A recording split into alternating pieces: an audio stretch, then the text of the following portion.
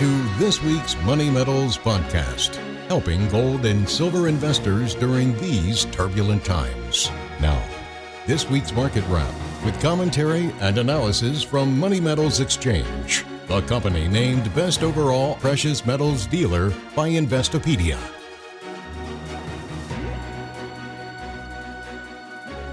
Welcome to this week's Market Wrap podcast. I'm Mike Leeson. Tough talk from the Fed roiled markets yesterday, with stocks as well as precious metals getting hit. As of this Friday recording, gold is off 2.1% for the week to trade at $1,939 an ounce. Silver shows a weekly loss of 5.8% to bring spot prices to $24.42 an ounce. Platinum prices are trending lower by nearly $70 or 6.7% since last Friday's close to trade at $942.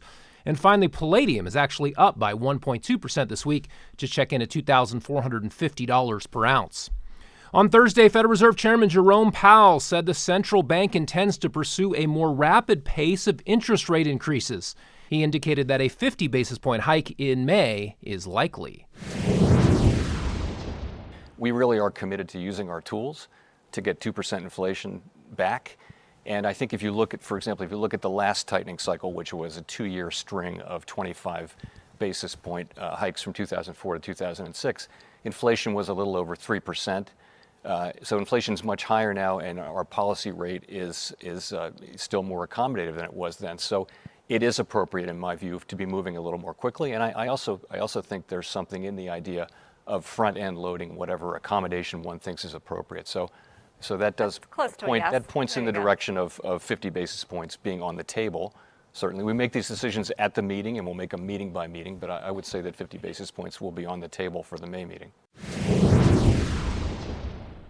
Fed officials are vowing to get their benchmark rate up to a neutral level by the end of the year.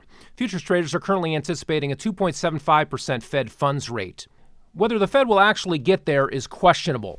A downturn in the economy or a panic in the stock market would likely halt the Fed's rate hiking campaign dead in its tracks. Another question is whether the rate hikes that do come will be enough to blunt inflation pressures. The latest Consumer Price Index report shows price levels rising at over 8% annually. Even if inflation cools off in the months ahead, it may not get down to anywhere near the Fed's 2% target. Negative real interest rates are likely to persist regardless of how many nominal hikes central planners push through. That means savers who are hoping for money market yields to catch up with the inflation rate will be disappointed. The need to seek alternative vehicles for saving and preserving wealth is as pressing now as ever. The worst of the inflation wave could be yet to come. There are signs that food costs will continue to accelerate higher and a very real possibility of widespread global food shortages. The Russia-Ukraine war will severely diminish farm output in the region, and as Russia is a major producer of fertilizer ingredients, Western sanctions are constricting global supply chains to farmers. To make matters worse, rail transportation backups in the U.S. are limiting delivery of fertilizer to farmers. Union Pacific Railroad announced this week that it will reduce service to fertilizer suppliers by 20%. Grain capacity is also being reduced. This development couldn't have come at a worse time for farmers heading into peak planting season. What comes next could be social unrest. Inflation uprisings are already occurring in third world countries. At the very least, an uprising at the ballot box this November seems certain to occur. President Joe Biden's approval ratings are low and going lower every month as inflation frustrations mount. Voters shouldn't expect any serious political solutions to the current predicament. Yes, there are some things a new Congress could do to push back against the Biden spending agenda and open up domestic energy production. But regardless of which party controls Congress, the cycle of government spending and borrowing will persist, and an unaccountable Federal Reserve will continue to enable it all by expanding the currency supply. Despite their tough talk on tightening, central planners always bend to pressure from Wall Street whenever markets come undone. Fiscal and monetary soundness won't return to Washington anytime soon. But individual households can still opt to put themselves on a sound money standard.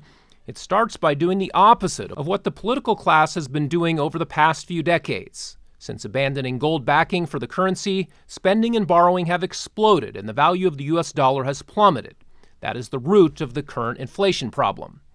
Households that spend and borrow recklessly will grow poorer over time, even as they enjoy the temporary high of new cash infusions from creditors. Those who do what seems to be the responsible thing by saving can also grow poorer over time as savings denominated in Federal Reserve notes lose value.